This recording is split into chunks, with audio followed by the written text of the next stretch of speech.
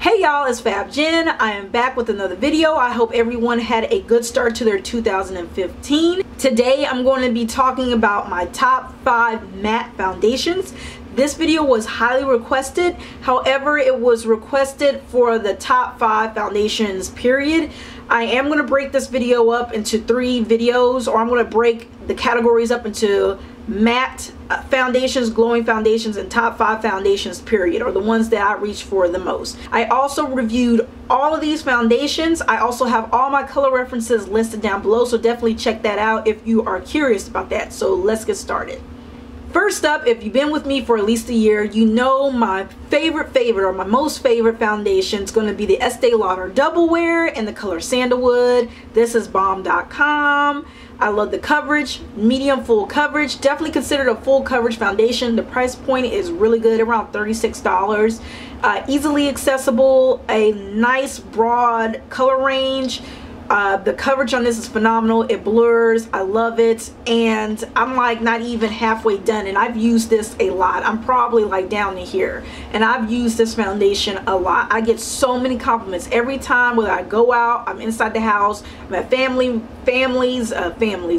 I'm at like my families or something like that. I always get compliments on this foundation all the time. They're like, what are you wearing? I'm wearing Estee Lauder Boo Boo. Okay, I wore this when I went for an interview one time, my last interview, and I was slayed. I was snatched. I was pulled from the makeup gods, and like my manager could not stop looking at me, and she was like, oh my god, what do you have on your face? Estee Lauder, all day, every day. Estee Lauder Double Wear in Sandalwood. Next is, of course, my Nars Sheer Matte in Macao. This one is not as full to me as the Double Wear. It's like medium full going on to full. I need about 3 pumps versus I would need maybe 2 or 1.5 pumps of the Double Wear. None of these foundations I mentioned go on cakey. If they went on cakey or I didn't like them, I would have returned them a long time ago. But yeah, the Nars Sheer Matte in Macao, I love it. Gives a beautiful velvety type finish to it. I get a lot of compliments on this one. My skin looks airbrushed when I buff it into my skin. For the winter time, I find that the color is a little bit too red. That's because I lost my tan. So in the summertime, this is bomb.com, and that's when I would mostly wear it because it's more mattifying. So now I'm wearing an Nars Sheer Glow in the wintertime, and that's working out better because it matches my color right, and the Nars Sheer Glow works better in the winter than it does in the summer, at least on my skin type. By the way, my skin type is combination oily skin. So it's dry, normal on the perimeter, and in the center it's oily.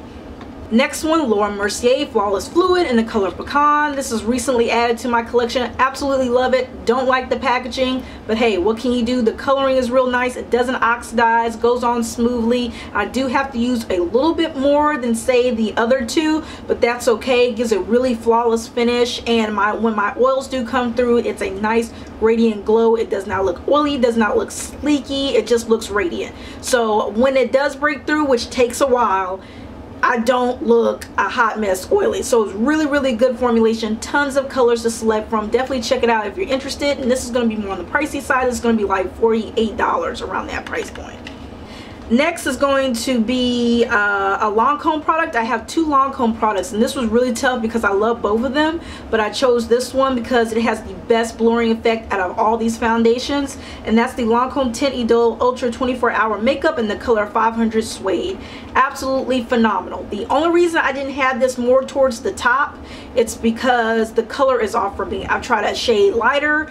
The color is too yellow, so technically I'd have to buy 2 colors to find my ideal shade, and I'm not about that life because this is a pricey product. It's about $48. I'm not about that life, like I said, so this will have to do. This will be more for the summertime because it's more of a bronzy red tone to it.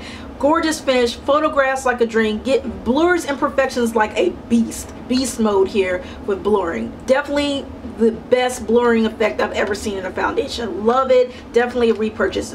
All these are repurchases, by the way. Last but not least, I have the Clinique Stay Matte Oil-Free Foundation, the color Golden. This is also recent to my collection. $23. Can we just take a moment for $23?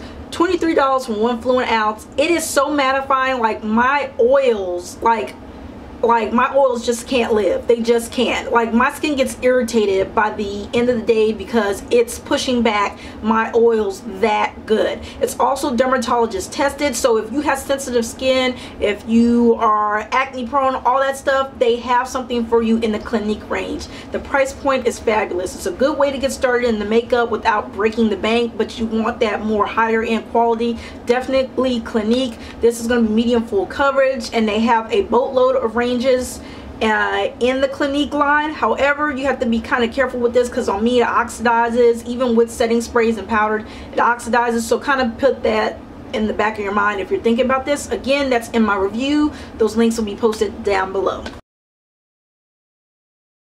The first one is my Dior Forever. The Dior Forever gives a nice velvety finish to it. I do like it, but the coloring is a little bit too deep and it does oxidize, but it's absolutely gorgeous. All I have to do is correct that, you know, undertone or the color match with a little bit of powder, and it's beautiful. I feel like it's not as mattifying as the other ones, so I don't tend to reach for this one as much, but it's still a really beautiful foundation. Just the coloring is just a little bit off for me, but it's definitely going to be in one of my repurchases, definitely for sure.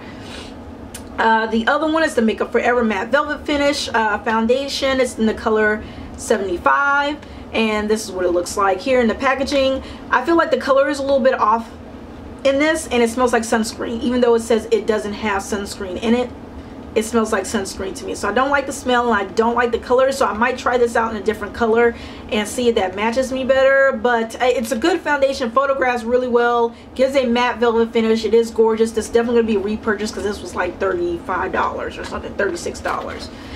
The other Lancome product is the Nude Miracle foundation, liquid to powder makeup, weightless feel, bare matte finish, and it's 500. It is definitely bare matte, a very kind of looks like a powdered finish to it.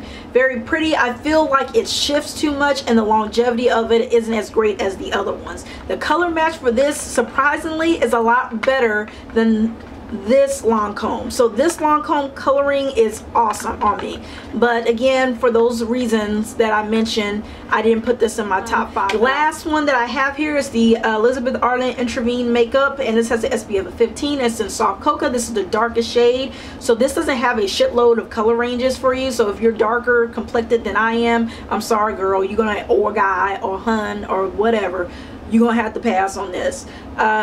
But it does give a nice matte finish. It does feel nice on the face. I really did enjoy this foundation. However, I'm not reaching for it enough to justify repurchasing it again. I'm going to try out some other foundations, so that might change. I probably will more than likely not repurchase this again because I just don't reach for it. It didn't knock my socks off to where I'm like, oh yeah, this was a good foundation or whatever. So still a good foundation, but the other ones trump this one. Kind of like kick it out of the way here. So that's my top 5 matte foundations. Please stay tuned for the top 5 glowing foundations and the top 5 foundations period. So if you have any questions, please feel free to ask, rate, comment, and subscribe if you like, and I will talk to you guys later. Bye.